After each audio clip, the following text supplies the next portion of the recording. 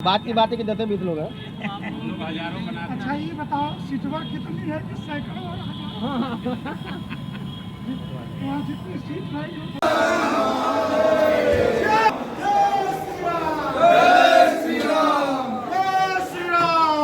होने दीजिए।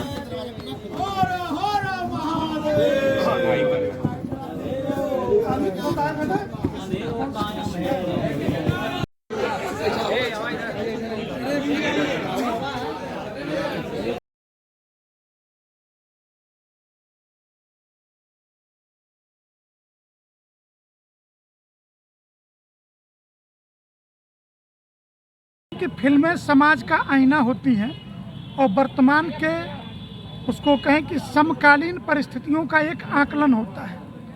तो ऐसी फिल्में जो सत्य पर आधारित हैं उसके निर्माण शुरू हुए हैं। पीछे के दिनों जब कश्मीर फाइल आई तो कहाँ देश भर में 600 स्क्रीन भी मिलना मुश्किल था।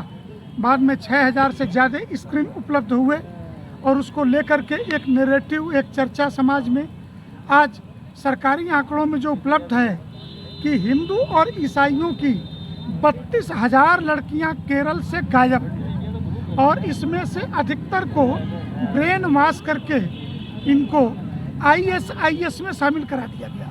प्रश्न यह नहीं है कि हिंदुस्तान की राजनीति में हिंदू, मुस्लिम, सिख, ईसाई, इसका प्रश्न नहीं है। राष्ट्र की एकता और अखंडता से ये जुड़ा हुआ मसला है और इस पर कोई फिल्म आई है तो इस फिल्म को देखना चाहिए। जिन्हें सत्य से आपत्ति हो उन्हें चुनौती देनी चाहिए। हालांकि केरल हाई कोर्ट ने जो लोग विरोध में गए थे उस मुकदमे को आज खारिज कर दिया और कहा कि ये फिल्म प्रदर्शित होनी चाहिए। तो हम साधु संतों के साथ इसे देखने के लिए आए। कांग्रेस लगातार इसका विरोध कर रही है। स्वाभाविक है कि AICC का अर्थ है ऑल इंडिया चर्च कांग्रेस। तो चर्च कांग्रेस तो इसका विरोध करेगी ही करेगी, क्योंकि उसे हिंदू समाज से कोई लेना देना नहीं और वो मानते भी हैं इस बात को। तो जितने भी एंटी नेशनल टूल किट हैं जो उनके यहाँ काम करते हैं वो विरोध तो करेंगे ही करेंगे।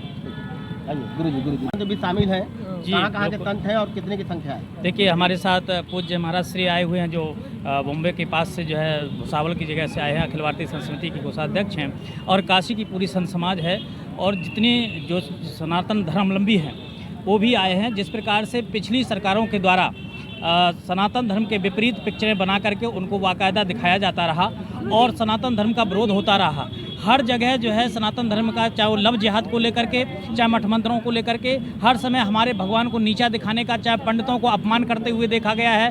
कभी कभी जो गुंडा बदमाश टाइप के होते तो वो चंदन लगा कर के ही आते थे, जो पिछली सरकारों में पिक्चरें बनती थीं और उनका लोग जो है हंसते थे और मजाक उड़ाते थे। लेकिन वर्तमान में जो सरकारें आई हैं, एक इन्होंने देखा है कि नहीं सत्य क्या है, सत्य पर उन्होंने निर्धारित होकर के जो पिक्चरें अब बन रही हैं। क्योंकि पहले जो है सत्य पर जो अगर कोई पिक्चर बनाना चाहता था तो उसको दबा दिया जाता था, उसको जो है कुचल दिया जाता था। लेकिन आज ऐसी सरकार आई है जो देख रही है कि किसी का भी अपमान नहीं होना चाहिए, चाहे वो किसी भी संप्रदाय का लोग क्यों ना हो। तो आज जिस प्रकार से अत्याचार, चाहे वो कश्मीर फाइल के माध्यम से दिखाया गया हो, चाहे ये केरल फाइल पर दिखाया जा रहा है, तो ऐसी स्थिति पर निश्चित रूप से ये हमारे धर्म का अपमान है और इसमें लव जिहाद का एक बढ़ावा हुआ। लव जिहाद की बात करें तो सबसे ज्यादा यूपी में बाकायदा डिकोड किया, कई जगहों पर डिकोड किया। बिल्कुल निश्चित रूप से सरकार उत्तर प्रदेश में योगी जी पूरा तटस्थ के रूप में काम कर रहे हैं और मुझे लगता है जब से योगी जी आए हैं इस पर बहुत रुकावट, नहीं तो जगह जगह चर्च के माध्यम से, कभी मस्जिदों के माध्यम से आपने देखा हजारों की संख्या में अंदर बैठ करके उनको ब्रेन वॉश करके और लव जिहाद की शिकार बनाए जाते थे। और इसमें बॉलीवुड विशेष रूप से माध्यम बनती थी, जिसमें एक जो है लड़का होता है और वो मुसलमान होता है, एक लड़की हिंदू होती है, उस प्रकार से पूरा दिखाया जाता है, उसको महान बताया जाता है। तो लव जिहाद की कहीं ना कहीं प्रक्रिया इन बॉलीवुड के माध्यम से भी होती थी। इसलिए आज सरकारें चेती हैं और सनातन धर्म अब खड़ा हो गया, अब ऐसा नहीं हो पाएगा। कश्मीर फाइल को लेकर के देखा गया था, अब संत ये केरला स्टोरी को लेकर के एकत्रित हो रहा है। क्या लगता है समाज में क्या मतलब आप लोग संदेश देना चाहते हैं? माइक पर रख दीजिए। यहाँ सभी संत मिलकर आज हम जो स्टोरी बनी है केरल को लेकर उसे देखने यहाँ हम सब उपस्थित हैं। और जैसे हमें पता चला कि इसमें लव जिहाद के बारे में कुछ बातें रखी गई है, सत्यता पर आधारित है, तो हमने कहा कि संतों ने इसे देखना चाहिए। और संत जब संतों के देखने लायक अगर ये पिक्चर है तो अपने आप में जो हमारी माताएं बहनें हैं और सभी हमारे जो हिंदू धर्म के अनुयायी है उसमें एक संदेश जाएगा कि अगर संतों ने देखी है तो हमने देखनी चाहिए, क्योंकि और सब लोग देखें ये हम चाहते हैं और इसलिए आज हम इस फिल्म को देखने यहाँ पर उपस्थित है। एक हिंदू होने के नाते, सनातन धर्म के अनुयायी होने के नाते हमारी जिम्मेदारी बनती है हमारी माताएं बहनें सुरक्षित हो, हमारे संस्कार, हमारी संस्कृति, हमारी परंपरा, हमारी जो मान्यताएं हैं, हमारे जो मठ मंदिर है या तो हमारी जिन जिन चीज़ों पर आस्था है वो सुरक्षित हो और किसी भी हालत में उसके ऊपर कोई आक्रमण ना हो। और इस नाते यहाँ हमारी कोशिश है कि हम इसे जितना हो सके साथ मिलकर इसकी सुरक्षा करने की कोशिश करें।